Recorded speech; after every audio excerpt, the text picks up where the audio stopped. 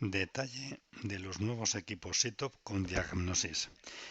Aprovechando esta maleta virtual en la que ya hemos hecho varias píldoras para ver la diferencia de una protección convencional, una protección electrónica adecuada y también otra píldora para ver cómo diagnostica la fuente de alimentación, vamos ahora a ver con zoom algunos detalles concretos de estos nuevos equipos con diagnosis, que así en la maleta, visto en la distancia, pues a veces nos cuesta reconocer. Para ello vamos a sacar la lupa de Windows, vamos a darle, no, vamos a quitarle el zoom y vamos a recortar trozos concretos de la pantalla haciéndoles zoom. Permitidme que de aquí en 200, incluso en 300. Si nos vamos a el PLC, vemos que está parpadeando la primera entrada digital, que es consecuencia de conectar el bornero, que es un contacto libre potencial, es un relé de estado sólido, vemos que está serigrafiado con los números 14-13, al 14 le meteríamos 24 voltios de la propia fuente o desde otro equipo, y desde el pin borne número 13 cablearíamos a la entrada digital primera de esta tarjeta, concretamente la 0. ¿Vale? Entonces ya lo tenemos cableado. Entonces, si colocamos ahora el primer switch, que está aquí no se ve, pero está serigrafiado en el equipo con la palabra COM. Si le colocamos a la derecha ese switch, automáticamente ya el PLC va a ir recibiendo el tren de pulsos para poder, mediante una función block, identificar cada uno de sus datos y poderles representar. Bien. Aquí en la parte superior del equipo de la PSU 6200 podemos ver en la parte izquierda un LED que está separado de los otros cuatro.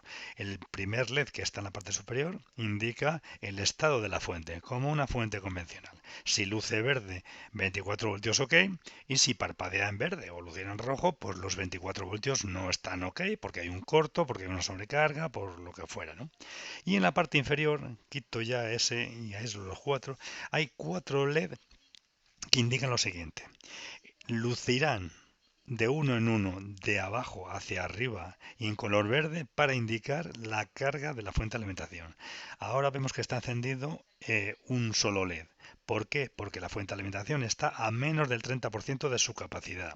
Si luciera el segundo estaría a menos del 60%, si luciera el tercero a menos del 90% y si lucieran los cuatro. Y en vez de en verde, en ámbar, en amarillo, quiere decir que la fuente de alimentación está por encima del 90% de su capacidad.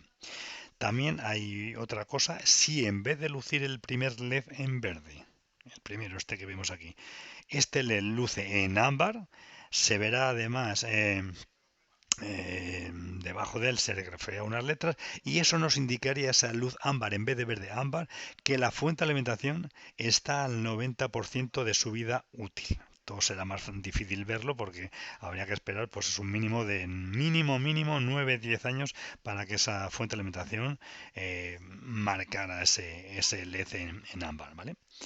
Si nos ponemos a la derecha vemos el bornero del secundario, que es dos bornes de positivo, más uno más 2 y tres bornes de negativo, menos uno menos 2 menos 3. Esto es así, lo tienen casi todas las fuentes, de SITOP y de cualquier otra marca. Es por normativa de máquina herramienta, se exige un tercer borne adicional. Pero hay que fijarse en cómo son los nuevos borneros. Tienen dos orificios, uno redondo y otro rectangular. En el redondo es donde introduciríamos el cable, rojo para el positivo, por ejemplo, y negro para el negativo. Normalmente vamos a trabajar con punteras. Pues bien, si trabajamos con punteras, no hace falta ninguna herramienta para cablear la fuente de alimentación.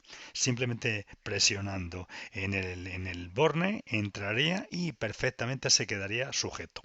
Para desembornar, es decir, para soltar el cable, con un destornillador en el orificio que está a la izquierda del borne redondo, que es rectangular, introduciríamos la punta de un destornillador plano, separaríamos la patilla que hace de resorte para sujetar el cable, liberaríamos el cable y lo podríamos extraer. Pero para el cableado no hace falta ningún equipo, ninguna herramienta, nada, simplemente con nuestras propias manos. Los switches que están debajo del bornero, que es un relé de estado sólido, son para lo siguiente. Puesto el primero, que es de comunicación, puesto a la izquierda, la fuente se comporta como una fuente convencional. Si da 24 voltios, el relé está cerrado, y si no da 24, se abriría y ya está. Simplemente es una señal 0-1. Si le ponemos a la derecha, es cuando nos empiezan a mandar códigos Manchester, es decir, distintos trenes de pulsos que les interpretaría el PLC y les podríamos representar en el SCADA. El segundo switch es para fijar el umbral de tensión en el que nosotros queremos que registre caídas de tensión. A la izquierda el umbral se fija en 20, a la derecha se fija en 23.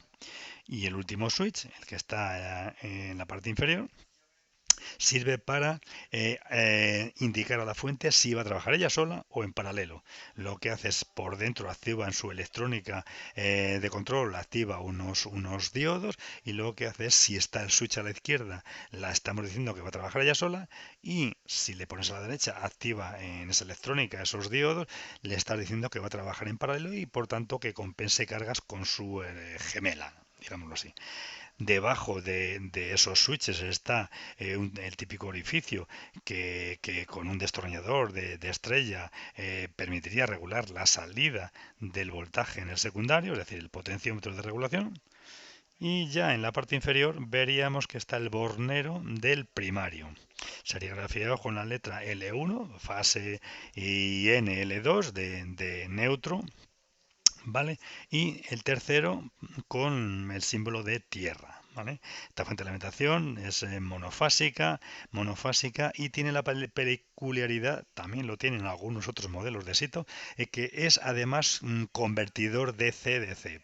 ¿Por qué decimos esto? Porque la fuente de alimentación en un rango amplio de tensión alterna, transforma de alterna a 24 voltios continua, o 48, 12, el modelo que queramos, y también transforma de ese mismo rango, pero más o menos de ese mismo rango, pero de continua a continua. Es decir, le podemos meter 230 voltios de alterna y nos daría 24, y le podemos meter 230 voltios de continua y también nos estaría dando 24, sin switchearla, sin ningún tipo de configuración adicional.